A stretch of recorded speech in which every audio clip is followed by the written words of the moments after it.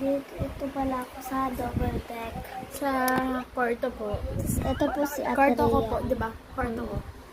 Op! Pati rin sa akin na. Sa'yo, Dalawa po kami ni ate dito. hindi ka kasali. Pinapahiga ka lang dito kasi hindi ka nakasya sa baba. Sa kanya lang ito. Bida-bida ka. Pwede ba?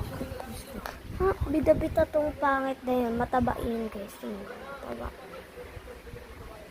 Yan guys. Mag-subscribe na kayo. Ayaw nyo. Huy! Joke lang. So, ang gagawin ko guys,